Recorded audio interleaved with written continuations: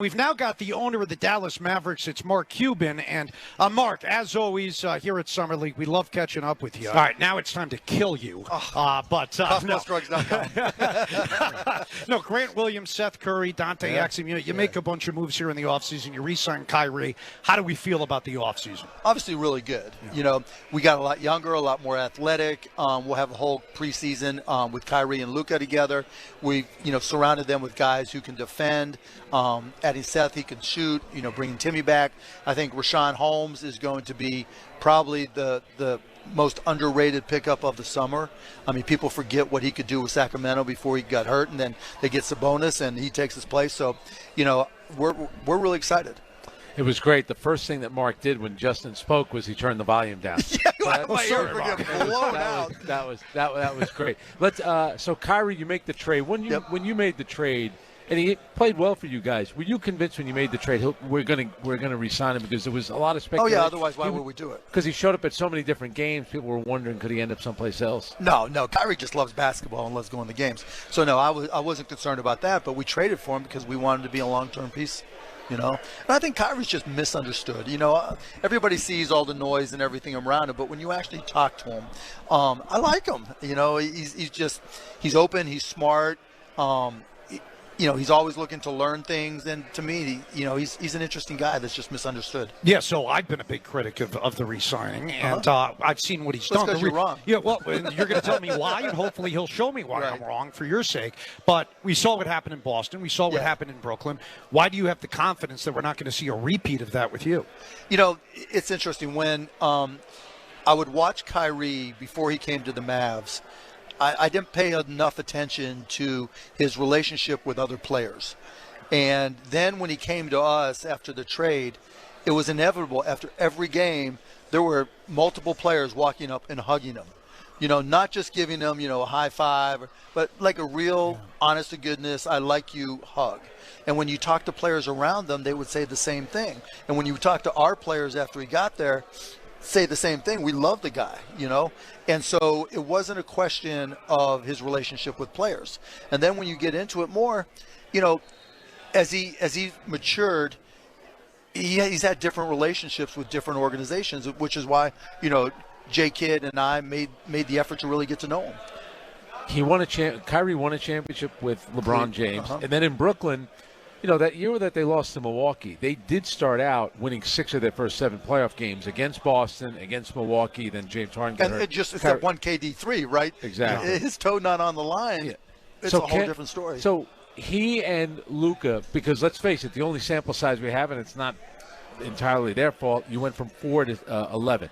But we were 2 games over 500, and, we were 4 games out of 6th place, I think, when Luka got hurt and yada, yada, yada. So you're convinced that it could work with 2 guys that are best with the ball in their hands? Yeah, of course. Just like it worked with KD's best with the ball in his hands, Harden's best with ball in his hands. You see it all the time. But I think Kyrie is matured to the point now where he knows it's Luka's team. Luka knows it's Luka's team. Kyrie knows it's Luka's team. And that's what's important. And, he's willing to play more of a shooting guard role, and then when Luka's out, we have a point guard who can score and create for other guys. They're both players who make their teammates better, and we didn't have that before. Once Luka went out, we struggled. We struggled mightily, and Luka had to do too much. We put a lot of pressure on Luka. We struggled defensively after the trade, but that was for a lot of reasons. It wasn't Luka or Kyrie, but offensively, we had one of the top. Those lineups were the top 2 or 3 in the NBA. So that's why we kind of changed up our team to draft and to add, defenders. We're talking here with Mark Cuban. He's the owner of the Dallas Mavericks. CostPlusDrugs.com. There yes, you if go. you want to save money on your medications, like we've had people. Yeah. There's a former Indiana. Here's my pitch. Former Indiana basketball player got a hold of me. He was getting charged $10,000 for this drug called droxidopa. Yeah. Got a hold of us. We got his cost down to $61. Wow. There you go. So. CostPlusDrugs.com. Okay. There you go. Now the next hard question. No. And the thing that keeps us busy on the station, right, all the time, and sometimes it gets annoying. It's the drama, right? This guy wants out. Now it's Damian Lillard. It's James Harden. The year before, it's Kevin Durant. You've got a star. You guys didn't make the postseason this past year. Luka Doncic, how happy is he with where you are right now as an organization? No one's happy when you don't make the playoffs, right? But you come back looking to prove. You know, I've been in this position before. Other teams have. And sometimes, who was it that said it? Jokic. What Jokic said was dead on. First you're bad, then you get good, then you get good and you lose, and that's when you learn how to be great. And that's what it takes. I mean, you know, we struggled last year with certain guys not knowing their role and playing their role, whereas the year before when we went to the conference finals, everybody knew their role. And so that kind of messed us up, and now we think we're back to the point where that's who we are. Guys will know their role. They know they're there to complement Luka, including Kyrie knows he's there to complement Luka, and we built around Luka for that reason. From your baseline seat, you've been known, to get on the refs a little bit. And the one thing about Luka, he does that. Yeah. Does he need to pick his spots? Because after a while, great players need to work the refs, and every great player on every team is going to do that. But does he need to maybe pick his spots better? Everybody needs to pick. No one yells at the refs at the right time because, you always think there's something that just happened that's wrong. And, he's 24 years old, and he's learning, and he's maturing, and, he's understanding better. What's interesting about Luka, when it's 16 texts and you get suspended, right? Every time he gets to 15, he shuts up. He's never got suspended a game for too many texts, so he knows how to deal with it. It's just his choice. You're always promoting the game, and we have something that's new coming up this year. That's the midseason tournament. Are we in on that? Or are we out on that? How do we feel? Initially I was out on it, but the more I thought of it, there's no downside. Yep. There's absolutely no downside. And my son Jake, who's here, he's like, we got a bad draw, da-da-da. It means he's thinking about it. And if it gets kids excited, it gets whoever excited. And it's just a regular season game unless you win it. And so why not do it? What does Dad think about the draw? We know what Jake thinks about it. No, I'm fine with it. I don't care about the draw. It's just you got to play those teams 4 times anyway, so the draw doesn't matter. And does it, when you look at it, because we were talking about this, you get opening night in the first week of the season, and then the next big moment for the NBA is really Christmas. So now it gives you a chance in November where to do something. It's regular season games that have a little added meaning, right? Yeah, and we'll have fun with it. There'll be sponsors. We'll be talking it up, and maybe not the first year, but the 5th year, the 7th year, you'll see some rivalries. And, when teams start talking about, we won this 3 times or 4 times or 5 times, it'll start having some meaning to the players and to the owners for that matter. We're talking with Mark Cuban. We always appreciate his time here at Summer League. And at the end of the season, you guys got fined for the way that you handled the last 2 games, Mark. In retrospect, the right decision for you? What do you think? I don't know, because you have the money to pay the fine. I don't. Put aside the amount. What do you think? I mean, look, 2 games versus 82 games from some teams. It's a crazy subject, but that was by the way, that was my take on it. Yeah, I mean, you guys 80 games, some teams 82, some guys multiple seasons, 3-4 seasons. It just is what it is, and it turned out good for us. Yeah. When Mark came into the league and the team was still playing at Reunion Arena, Mark used to sit in the upper deck, and everyone did stories, and it was, wow, who's this new owner wearing jeans, and he's cutting edge. You ended up winning a championship. What you've done for that organization is amazing. When you see the new crop of guys coming through, especially a guy like Matt Ishbia, do you look back and say, I was kind of like that too? Oh, yeah, it was funny as hell, right? Yeah, I mean, because I was getting out there and hooping with the guys and everything, and that's what happens when you're 40, 41 years old. You can still do all that stuff. But, it's fun to watch because, you take the big swing. No one gets to buy a team by themselves without being successful at business, very successful at business. And that gives you confidence. And, like, when I came in, I just remember thinking, I'm going to be smarter than everybody else here, right? Didn't turn out that way. But, and every owner that's come in and, Ballmer, that's what they do. That's what we do. And so it wasn't a surprise to see him go for it. That's what happens. And then, the NBA is not a forgiving league. You find out the hard way sometimes. So we used to go to Dallas. So the Knicks are obviously going there once a year, and you have to talk to Mark Cuban and get the state of the league. And he would media was different back then. Yeah. They would wave us into the room, and there he is on the Stairmaster, and like he's like sweating all over. That's the whole point, right? Like, you can tell he's how old are you? You look much better than me.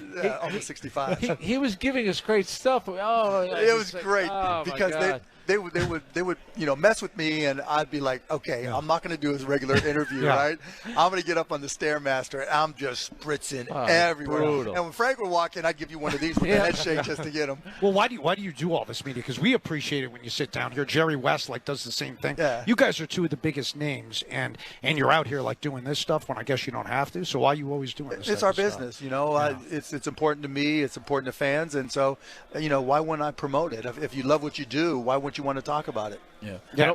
You just mentioned the media was different back then. Yeah. What do you think about the way the game's covered right now?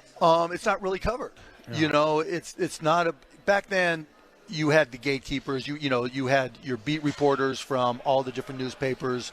You had in 2000 ESPN.com wasn't even really much of a thing, and there weren't there were Sportsline and some other sites, but everything was driven by local news, local media coverage, and so they were the gatekeepers. They made or destroyed your brand and the perception by fans, and now.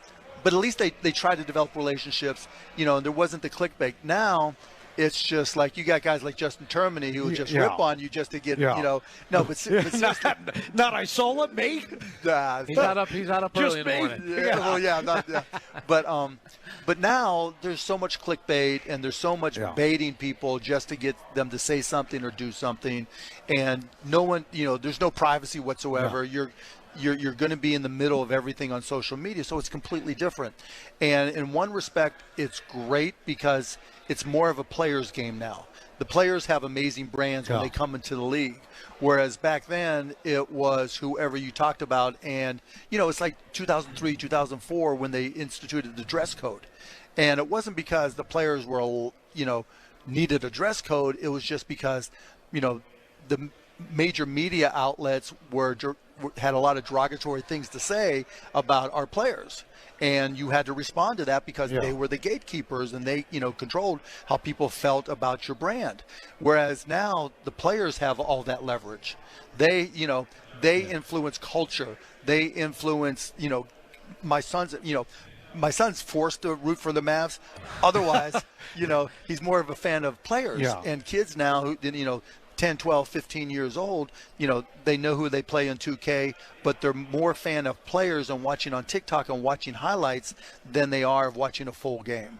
And that's a challenge for us, and we have to communicate. But that's really how it's changed in a big way. And to that point, your son took a selfie with some guy who was standing here. I had no idea who it was, but your son had a big smile on his face after he was. YouTuber. Yeah. Exactly. He wasn't that thrilled to see me. So one day we were in Minnesota, and there's a guy, DeMarcus Cousins the third, Gideon, right? And I didn't know who he was, but he was like, "Dad, DeMarcus Cousins the third." I said, "I didn't know there was a second, right?" He wasn't that excited when he saw us. And it's the guy who ends up getting he gets in the front row at the T-Wolves game we're playing, and he's getting a haircut in the front row, right? That's right. So, and he's playing the whole thing, so it's different. So what's next for you? There's been so much talk over the years. Oh, you're going to buy your hometown Pittsburgh Pirates, Chicago Cubs, run for president. What's the next big thing? No, just enjoying what I do. The cost plus drugs thing is the big thing because when you get to change people's lives, it's crazy in this day and age. People can't afford their medications, and they have to choose between food and rent and their meds. And so having that impact for so many people is huge for me, and that's going to continue to be a focus for me. Well, Mark, we appreciate the time as always every summer. And just remember, when I'm doing that clickbait stuff, I did allow you to plug your cost plus drugs. Did you watch our comeback victory today? It was a great game.